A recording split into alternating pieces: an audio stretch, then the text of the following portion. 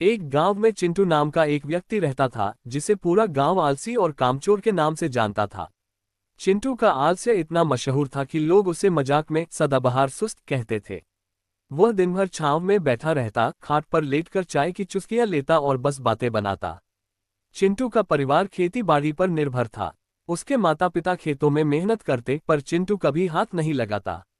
जब उसकी माँ उसे मदद के लिए बुलाती, वह बहाने बनाता, माँ धूप बहुत तेज है, मुझे चक्कर आ जाएगा। और जब उसके पिता कहते, चल बेटा बैल को खेत में जोत दे, तो वह बोलता, पिताजी मेरी कमर दर्द कर रही है।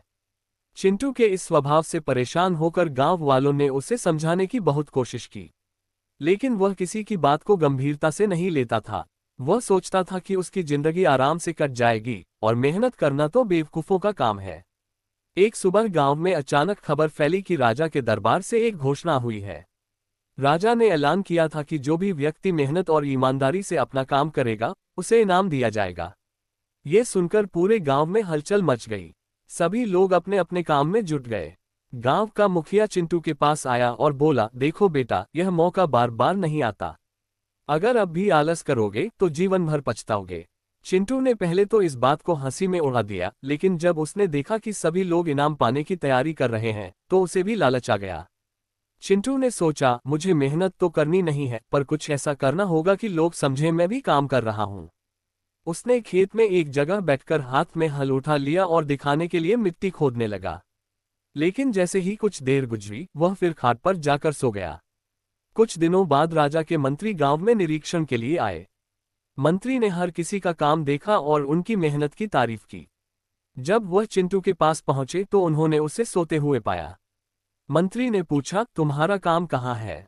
चिंटू ने झूठ बोलते हुए कहा, मैं रात में खेत में काम करता हूँ, दिन में तो आराम करता हूँ। मंत्री ने उसकी बात पर भरोसा कर लिया। लेकिन जब मंत्री ने गांव वालों से पूछताछ की तो सच्चाई सामने आ गई। सबने बताया कि चिंटू कितना आलसी और कामचोर है। मंत्री ने गुस्से में कहा, जो मेहनत नहीं करेगा उसे दंड मिलेगा। उन्होंने चिंटू को सबके सामने डांटा और उसे 10 दिन तक गांव के तालाब की सफाई का काम सौंपा। चिंटू को पहली बार अपने आलस का खामियाजा भुगतना पड़ा। 10 दिन तक उसे कड़ी मेहनत करनी पड़ी।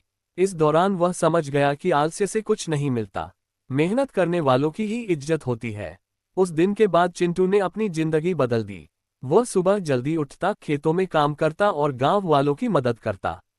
धीरे धीरे वह आलसी चिंटू से मेहनती चिंटू बन गया। गांव वालों ने भी उसकी तारीफ करना शुरू कर दिया। आखिरकार चिंटू ने सबको ये साबित कर दिया कि इंसान अपनी आदतें बदलकर अपने भाग्य को संवार सकता है।